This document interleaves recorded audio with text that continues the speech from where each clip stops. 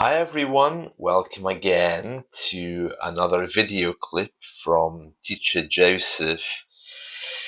Sorry, yesterday I couldn't do a video clip. I had some other things happening, as I mentioned on my podcast. So today we're going to try to make up for that. Now, we've already done some words here: embellishment, tall tales. There's a couple of words that some of you have been asking me about in this second paragraph.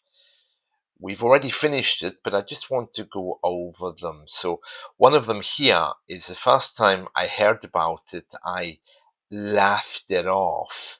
If you laugh something off, it means you don't take it seriously. For example, if I tell you I'm going to come and steal your television tonight, you probably will just laugh it off because you don't think I will. Yeah. So we laugh things off which are put to us and we think they're funny. We also can laugh off suggestions. If I say, for example, that maybe next week there will be a natural disaster, you might laugh it off and say, "Oh, Teacher Joseph, you're terrible. You're always predicting doom." So, yeah, you laugh something off, you ignore it by thinking that it's funny. It's a phrasal verb, to laugh off. Okay, there was another one here that somebody asked me about. Let me just see what it is.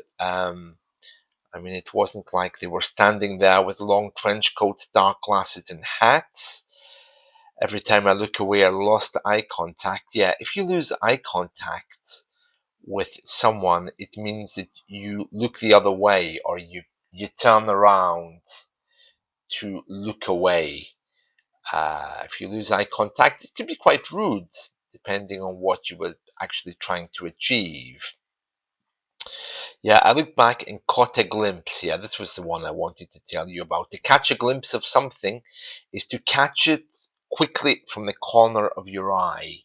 So you're not actually staring, you're just catching a moment of what the thing is doing, in this case, cows. So let's try to make up for what we didn't talk about yesterday. So we're going to go through quite a bit of this. They were clearly a gregarious bunch. Okay, that means they act like a community. They are tribal in their ways. Um, a tight, closely knit group, community. That should just be written like this. Okay, a tight, closely knit group, um, community. I suppose I should have said a community, just to make it clearer. A community guarding the young. They were clearly a gregarious bunch, a tight, closely knit group, a community guarding the young. It was a bit of a stark contrast here. So when we say stark, what we're saying there, it's a bit clear, a bit obvious. It was a very, very clear thing, a stark contrast to how I perceived cows when I was growing up. Back in the 1970s, cows, they were usually just standing there chewing the cud. And that's what they do. They pick the grass and they chew it in their mouth. And we call that chewing the cud. But this also means to consider an important decision. So, for example, if your husband says, um, uh, let's move house, you could say, "Oh, let me think that over. I want to chew the cud about that for a while." It means to think something over. We even have a TV show here called Chewing the Cud. It simply means to think about something closely before you make the decision. "Oh, let me chew the cud about that. Let me chew it over," or think about it. It's one of these funny things to say. These cows, they just stand there chewing the cud and looking beautiful. Okay, I admit the beautiful part is an exaggeration.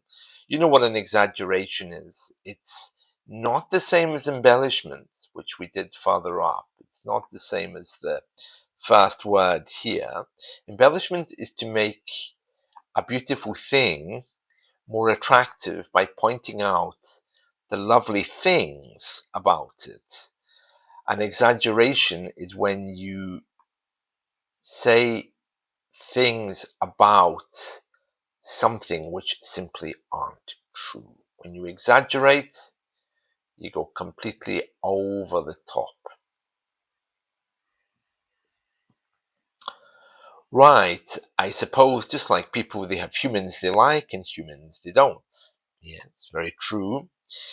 Right, in a recent BBC News report, they were discussing this idea of killer cows and how no one is safe in the countryside anymore.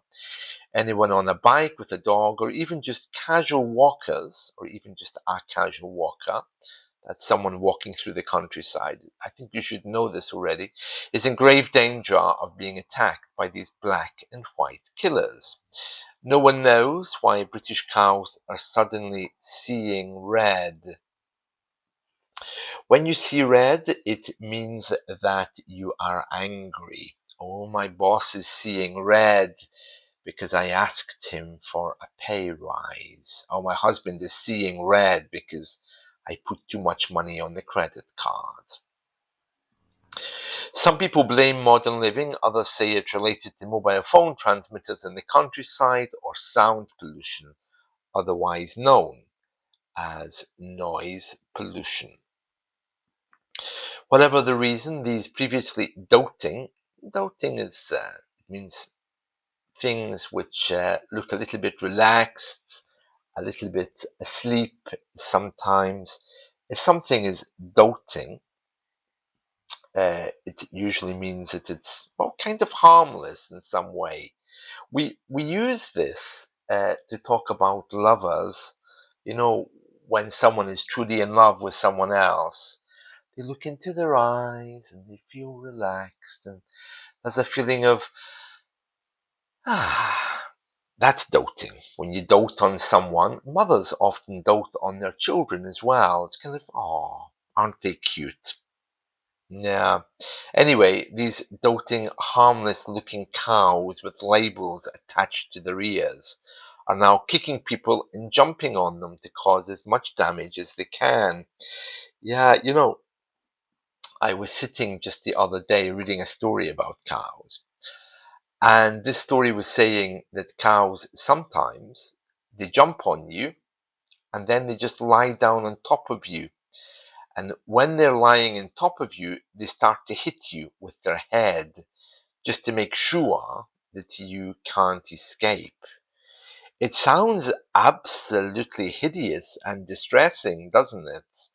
Which is why I'm saying again, stay away from the cows. Camels are the same, equally dangerous, I was saying there in the next part. And then I was giving you a quote from a story there from killercows.co.uk. Do have a look at that website. I mean, it really is strange, even by English standards. It's a bit strange. It says here cows are supporting Scottish independence, raising awareness. This is all quite straightforward. All quite straightforward. And over the next 2 days, we'll try to get to this last bit. So hopefully we've been able to make up some time there for what we missed yesterday. That's it from me. I hope you've enjoyed this. Let's talk again soon. I'm off to do my washing. See you. Bye.